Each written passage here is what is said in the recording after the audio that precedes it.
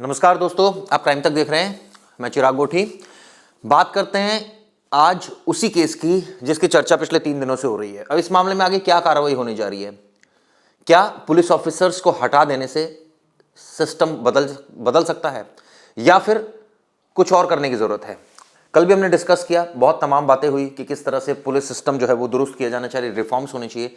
लेकिन कुल मिलाकर जो बात आकर अटकती है वो अटकती है सिर्फ एक बात पर कि बातें तो सब करते हैं, होता क्यों नहीं है? या 10 दिन तो फॉलो होता है, 11वें दिन क्यों नहीं होता है? ये कवायद ये एक नेचर में क्यों नहीं आ जाती है? ये एक दिन फॉलो होता है, फिर अगले दिन क्यों वही 4 दिन बाद फिर ढीला सिचुएशन हो आती है? इसी मुद्दे पर आज डिस्कस करेंगे डिटेल में। अब इस मामले में गृह मंत्रालय को रिपोर्ट जो है वो ऑब्वियसली सौंपी जाएगी, जिसमें जो उस वक्त पीसीआर में मौजूद था, यानी कि पूरे रूट में 12 से 14 किलोमीटर के रूट में जितनी पीसीआर पड़ते हैं, जितने पुलिस स्टेशन पड़ते हैं। अब पीसीआर का काम क्या होता है? पीसीआर का काम होता है अपने इलाके में पूरे चक्कर काटना। अब डिसाइड होता है कि मान लीजिए पीसीआर को मिला 5 किलोमीटर का दायरा, कि आपको 5 किलोमीटर सड़क नापनी है, और मान लीजिए एक पॉइंट पर आप 4:05 पर हैं, तो हो सकता है कि 4:07 पर आप 1 किलोमीटर दूरी पर हो, क्योंकि रात का वक्त होता है, खाली होती 2-3 मिनट में 1 किलोमीटर पूरा किया जा सकता है। तो क्या गारंटी है कि जो 2 मिनट का फासला है पीछे क्राइम हो जाए और फिर पीसीआर आगे हो, और फिर जब तक वापस आए तो क्राइम हो चुका हो? कई बार ऐसा भी होता है। तो ऐसे में 5 से 7 मिनट का रिस्पांस टाइम है पीसीआर का, ऐसा दिल्ली पुलिस दावा करती है। क्या वाकई ये सिचुएशन है दिल्ली में? पीसीआर में कौन लोग होते हैं? पीसीआर में एक ड्राइवर होता है जो ड्राइव कर रहा होता है, यानी कि पुलिसकर्मी होता है, वो भी साथ में एक स्टाफ और होता है। ऐसे में उनकी जिम्मेदारी सिर्फ ये बनती है कि जैसे ही उनको क्राइम नजर आए, उनके पास वेपन होते हैं, वो उसको कंट्रोल भी कर सकते हैं, लोकल पुलिस को इन्फॉर्म कर सकते हैं, अपने सीनियर अधिकारियों को इन्फॉर्म कर सकते हैं अगर कोई बड़ा इंसिडेंट हो, और उसके बाद ये तमाम जानकारी डीसीपी लेवल तक शेयर हो जाती है। लेकिन इस मामले में क्या वाकई ऐसा हुआ? क्यों पीसीआर राउंड पर नहीं थी, या क्यों पुलिस को नजर नहीं आई? ये सबसे बड़ी बात इसमें सामने आ रही है। पुलिस की दरअसल 2 फेलियर्स हमेशा नोटिस होते हैं। हम लोगों ने अक्सर देखा है कि जब बॉम्ब ब्लास्ट होता है तो हम कहते हैं यार पुलिस की मुखबिरी जो है ना वो ठीक नहीं थी, या पुलिस को इंफॉर्मेशन नहीं मिली, इंटेलिजेंस वीक था। ऐसे में जो सबसे स्ट्रांग पुलिस का जो फैक्ट आता है वो एक आता है इंटेलिजेंस, और दूसरा जो सबसे स्ट्रांग जो एक चीज होती है कि भैया सड़क पर अगर पुलिस होगी तो आप ये मानकर चलिए कि मैक्सिमम क्राइम कंट्रोल हो जाएगा। अब सबसे पहले बात करते हैं पहले एस्पेक्ट, यानी इंटेलिजेंस फेलियर। अब इंटेलिजेंस फेलियर के लिए आपको अपने सोर्सेज बनाने पड़ते हैं। मुखबरी जो भत्ता होता है वो मिलता है पुलिस को, और वो ऑब्वियसली अपने जो भी सोर्सेज होते हैं उनको वो बार बार देते हैं, खंगालते हैं, तमाम चीज़ें वो करते हैं। क्राइम ब्रांच से लेकर स्पेशल सेल से लेकर दिल्ली की अगर बात करूं तो वो एक्टिवेट करते रहते हैं अपने सोर्सेज को, और जहां उनको लगता है कि शायद ये शख्स इसके बारे में कुछ जानता हो, कोई जानकारी दे सकता है किसी लोकल क्रिमिनल के बारे में, या कोई और उसका जो एंटी गैंग है वो दे सकता है, तो वो शेयर की जाती है कई बार। दूसरा आता है, अब सड़क पर अगर पुलिस ही नहीं होगी तो फिर क्या होगा? तो फिर यही होगा जो वाकया हुआ। हम सबने देखा किस तरह से लड़की को घसीटा गया, बुरी तरह से उसकी जो पोस्टमार्टम रिपोर्ट भी आ गई, जिसमें कितने बातें साफ हुई है, किस तरह से लड़की के जो बैक पोर्शन है पूरा ऑलमोस्ट घिसट गया है और हड्डियां तक नजर आ रही है। ऐसे में फोरेंसिक एग्जामिनेशन भी हो गया है गाड़ी का, जिससे काफ़ी चीज़ें क्लियर हो गई। ये भी साफ हो गया कि जो गाड़ी में कुछ ब्लड स्टेन्स भी मिले हैं, एफएसएल रिपोर्ट आ गई है। सवाल ये उठता है कि क्या वाकई ये सब चीज़ें तो ठीक है, आप कर रहे हैं, कवायद कर रहे हैं, इन्वेस्टिगेशन भी अच्छी कर रहे हैं, थोड़ा सा यही अगर एस्पेक्ट पहले हो जाता, यानी कि अगर सुरक्षा मुहैया हो जाती तो वारे न्यारे होते। अगर मौके पर पुलिस होती तो क्या कोई ऐसी हिमाकत कर पाता कोई शख्स? मैं ये नहीं कह रहा कि पुलिस हमेशा हर जगह हर घर के बाहर खड़ी होगी, लेकिन उस 1 किलोमीटर के दायरे में तो पीसीआर हो सकती थी, 2 किलोमीटर, 3 किलोमीटर, 4 किलोमीटर। और जब ये घटना हुई, चलिए इसको तो मैं ये इसको इस सेंस में भी देख लेते हैं कि ये एक एक्सीडेंट हुआ और निपट गया। मान लीजिए कुछ सेकंड्स का गेम था, मान लीजिए ठीक है, पुलिस नहीं हो, कोई जरूरी नहीं कि पुलिस वहां पर हो, लेकिन उसके बाद जब घसीटा जा रहा था तो फिर जिम्मेदारी नहीं बन रही थी पुलिस की? या इसको बोले ये लकी था उसका कि भाई किस्मत ही थी उसकी कि वो चले जा रहा था और उसको कोई पुलिसकर्मी नजर नहीं आ रहा था। और हम कई बार तो देखते हैं रात में बैरिकेड्स होते हैं, पुलिसकर्मी उस पर होते नहीं है। तो क्या ये माजरा है?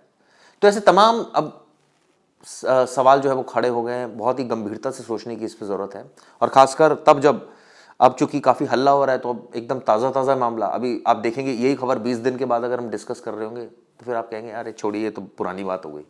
पुरानी बात तो है, लेकिन उसमें आगे नहीं बढ़ी वो पुरानी बात। यानी कि जो पुलिस डिप्लॉय होनी चाहिए थी, जो रात में सख्ती होनी चाहिए थी, जो रात में सायरन बजनी चाहिए थी, जो रात में पेट्रोलिंग होनी चाहिए थी, वो नहीं हुई, क्योंकि स्टाफ ही नहीं है हमारे पास। स्टाफ कौन देगा? गृह मंत्रालय। गृह मंत्रालय क्यों नहीं देता है? क्योंकि हर चीज़ के पीछे पैसा आता है, ट्रेनिंग आती है, तमाम चीज़ें आती हैं। तो क्या गृह मंत्रालय के पास पैसा नहीं है?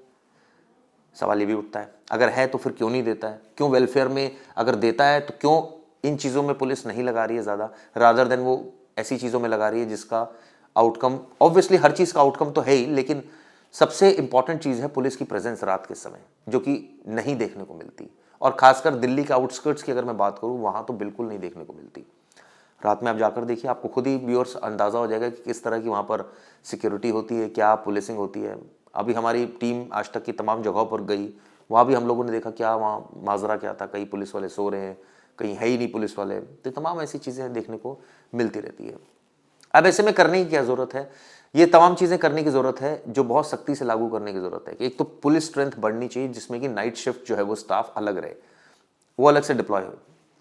फर्ज कीजिए एक थाने में जैसे 100 पुलिसकर्मी होते हैं, तो 20 या 10 पुलिसकर्मी ऐसे रखिए जो नाइट में आकर ऑब्वियसली सड़कों पर जिनकी ड्यूटी हो, जिनकी प्रेजेंस जो है वो सड़कों पर रहे, चाहे वो एक तरह से बाइक पेट्रोलिंग हो, चाहे वो दूसरी बात अगर की जाए कि बाइक पेट्रोलिंग के अलावा चाहे पीसीआर की पेट्रोलिंग हो। लेकिन इन सबके पीछे आता है पैसा। क्या वाकई दिल्ली पुलिस के पास पैसा है? क्या उनको पैसा मिल रहा है? क्योंकि अगर पैसा नहीं मिलेगा तो ये तमाम चीज़ें नहीं हो पाएंगी। ट्रेनिंग होती है पुलिसकर्मियों की, उनकी भर्तियाँ होती हैं, और यहाँ तो दिल्ली में तो पूरा विभाग है भर्ती करने का। लेकिन अगर ये सब चीज़ें नहीं होंगी तो ये एक प्रॉब्लम हमेशा से रहेगी। क्योंकि एक जब पुलिसकर्मी बनकर तैयार हो जाता है तो आप यकीन मानिए उसके खर्चा जो है वो काफ़ी उस पर लगता है, काफ़ी इन्वेस्टमेंट लगती है, उसकी ट्रेनिंग पर उसकी इन्वेस्टमेंट लगती है। उसके बाद वो उसको वर्दी दी जाती है, उसको उसकी सैलरी फिक्स्ड होती है, उसके पीएफ कटता है। ये तमाम चीज़ें जो है वो सरकारी भत्ता, यानी कि एक कर्मी सरकार को काफ़ी वैल्यू उसकी होती है। लेकिन उसके बावजूद ये कहा जा सकता है शायद यही वजह है कि बहुत कम भर्तियाँ होती है, क्योंकि खर्चा ज़्यादा हो जाएगा। तो क्या मिनिमम रिसोर्सेज में मैक्सिमम आउटपुट की उम्मीद की जा सकती है? घूम फिर के सारी बातें पता क्या आती है? पुलिस कहती है कि जी हम जो बेस्ट कर सकते हैं वो कर रहे हैं, और इससे बढ़िया हो सकता है तो आप बता दीजिए कैसे होगा। कई बार गृह मंत्रालय के ऊपर ही बोल दिया था सेक्रेटरी को, आप बता दीजिए कुछ, अगर इसमें हम नहीं कर पा रहे तो हम वो कर देते हैं। तो कहने का मतलब है कि आउटकम तो है, लेकिन ये बात भी सच है कि पुलिस फोर्स कम है, जिसकी वजह से शायद ये सब चीज़ें हो रही है। अगर पुलिस फोर्स ज़्यादा होगी तो निश्चित रूप से बहुत ज़्यादा बेनिफिट होगा आने वाले वक्त में।